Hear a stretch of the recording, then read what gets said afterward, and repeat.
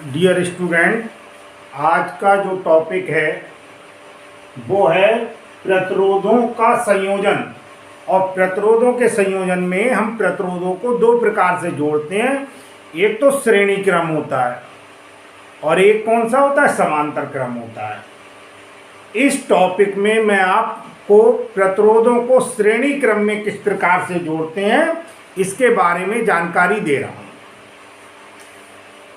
हम यहाँ पर तीन प्रतिरोध ले रहे हैं। एक प्रतिरोध है R1, दूसरा प्रतिरोध है R2 और तीसरा प्रतिरोध है R3। जब हम श्रेणी क्रम में प्रतिरोधों को जोड़ते हैं तो पहला प्रतिरोध जो R1 है उसका दूसरा सिरा दूसरे प्रतिरोध R2 के पहले सिरे से, और इसी प्रकार से R2 जो दूसरा प्रतिरोध है उसका दूसरा सिरा तीसरे प्रतिरोध R3 के पहले सिरे से जोड़ देते हैं। और पहले प्रतिरोध का पहला सिरा और तीसरे प्रतिरोध का जो अंतिम दूसरा सिरा है इसे हम एक कुंजी से होते हुए बैटरी से जोड़ देते हैं।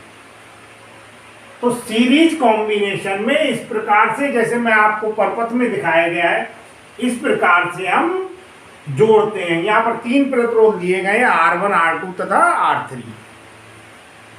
अब श्रेणी क्रम में जब हम प्रतिरोधों को जोड़ते हैं तो श्रेणी क्रम में प्रतिरोधों को जोड़ने पर सभी प्रतिरोधों में प्रवाहित होने वाली जो धारा है वो एक समान रहती है। उस धारा को हमने मान लिया स्मॉल आई।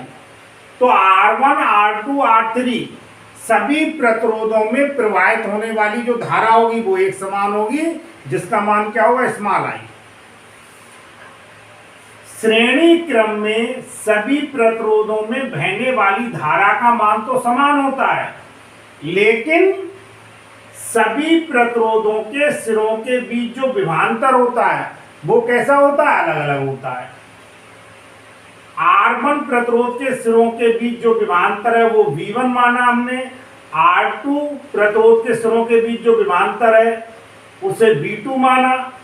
और R3 प्रतिरोधों के सिरों के जो बीच विभवांतर है उसे हमने क्या माना, V3। इस प्रकार V1 R1 के सिरों के बीच विभवांतर, V2 R2 के सिरों के बीच विभवांतर तथा V3 R3 प्रतिरोध के सिरों के बीच विभवांतर लगाते हैं। अब इसके बाद आप देखिएगा, इसे हम इसका फार्मूला निकालना है। फार्मूला किस प्रकार से निकालते हैं, माना इन प्रतिरोधों का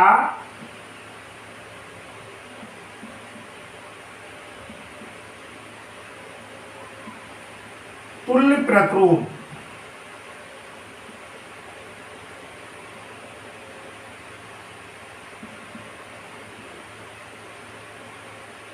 कैपिटल R है।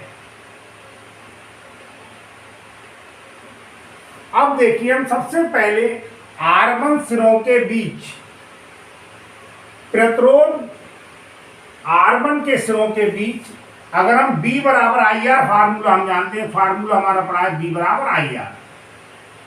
प्रतिरोध से संबंधित ये फार्मूला है जो प्रतिरोध की परिभाषा है उनके अनुसार। तो सबसे पहले हम अप्लाई कर रहे हैं V1 R1 के सिरों के बीच। तो V1 बराबर I का मान तो बेटा सभी में सिमिलर है, तो I और प्रतिरोध क्या हो गया, R1।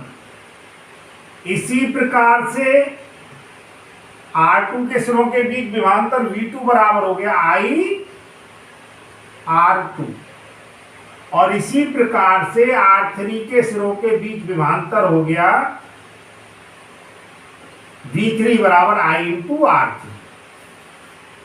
तो R1 के सिरों के बीच विभवांतर I R1, R2 के सिरों के बीच विभवांतर I R2 और R3 के सिरों के बीच विभवांतर I R3। अब आप देखिए, हम ये मान लें जो बिंदु A और D दिए गए हैं, बिंदु या सिरे कह सकते हैं हम, यहां पर A तथा D के बीच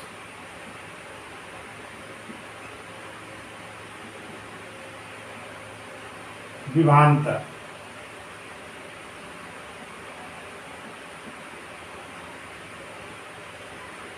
V है, तब V बराबर कितना हो जाए, V1 plus V2 plus V3, ये हो जाएगा IR1 IR2 IR3। I को अगर हम कॉमन लेना चाहें तो I कॉमन आ जाएगा, बाहर आ जाएगा R1 plus R2 plus R। ये V1 V2 V3 के मान यहां से हमने लिए, इसे हम मानना चाहें तो इक्वेशन नंबर 1 मान। अभी मैंने आपको बताया था इन प्रतिरोधों का तुल्य प्रतिरोध क्या है, कैपिटल R है।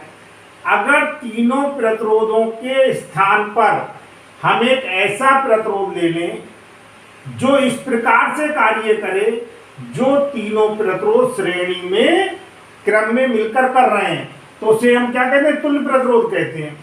इस स्थिति में जो फार्मूला होगा, ये फार्मूला हो जाएगा V बराबर IR, V बराबर IR तुल्य प्रतिरोध के लिए। ये तो मैंने फार्मूला अप्लाई किया है, मैंने बताया V बराबर IR के आधार पर निकाल रहे हैं। ये हो गया तुल्य प्रतिरोध के अनुसार। तुल्य, एक बार फिर से लिखे, प्रतिरोध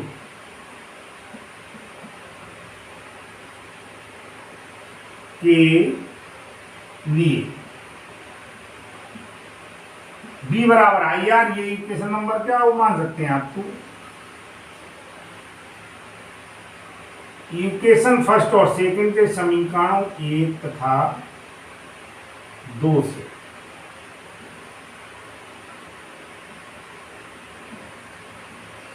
तो V बराबर IR और V बराबर I R1 plus R2 plus R3। तो IR इक्वल टू I